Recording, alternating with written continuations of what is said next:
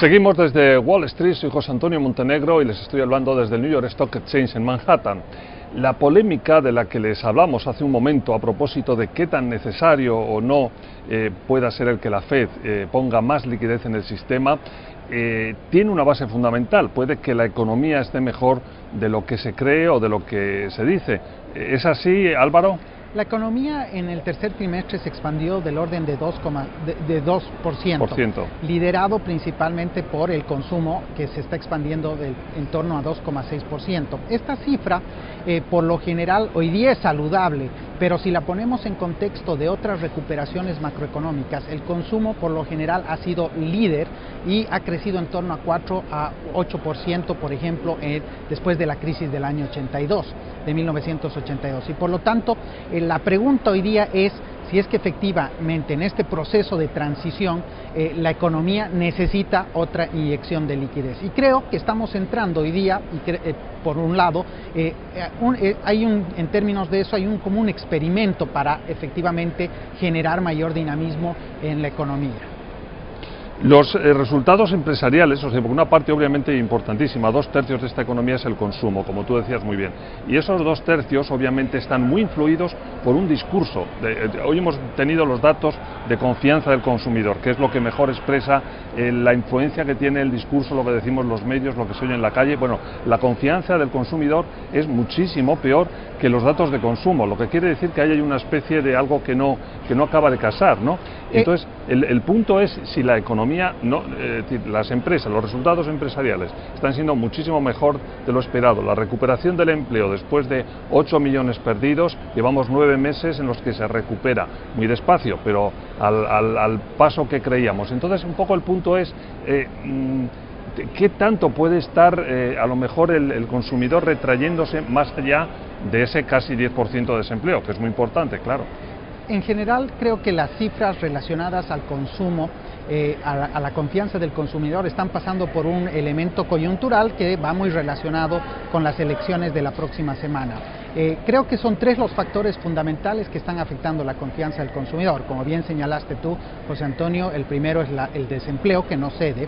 El segundo es el acceso al crédito, que sigue siendo limitado. La banca todavía sigue reticente a prestar al consumidor. Y finalmente tenemos el tema de los impuestos, que una vez que sepamos cómo se define el Congreso, vamos a tener un poco más de claridad en términos de los temas impositivos que se tienen que definir antes de fin de año. Pero como bien señalas tú, hay cifras que corroboran de que la economía efectivamente está creciendo con mayor solidez.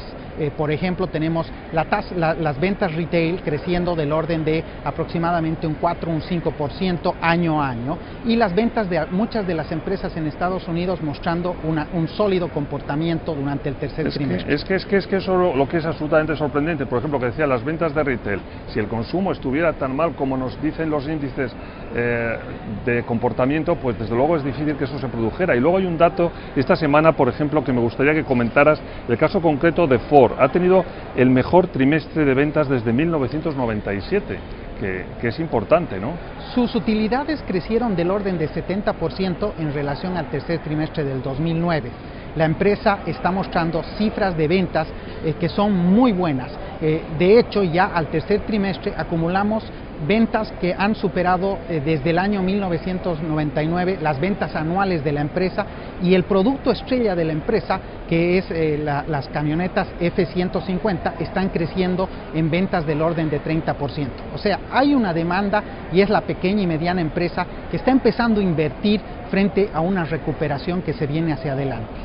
Otros datos, y bueno, a lo mejor yo estoy pasándome de enfocarme en los datos positivos, pero lo hago un poco por compensar el que llevamos mucho tiempo enfocados en los negativos. Y por ejemplo, datos positivos de esta semana, los datos de transporte, de cargo, de ferrocarriles, UPS, FedEx, nos están diciendo que la economía se está animando y han subido, tanto FedEx como UPS han subido sus expectativas de crecimiento para la última parte del año.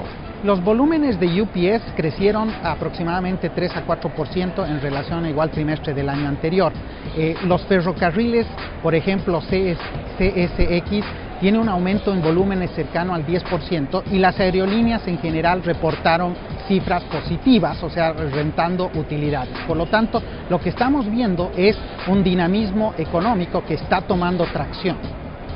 Bueno, pues con eso vamos a ir a una pausa y cuando volvamos, a lo mejor ya les digo, hoy en un exceso de optimismo, pero es que parece que esos datos mejores de lo esperado en muchos campos también afectan a algunos de los lugares, de los puntos negros de los últimos tiempos, por ejemplo Europa.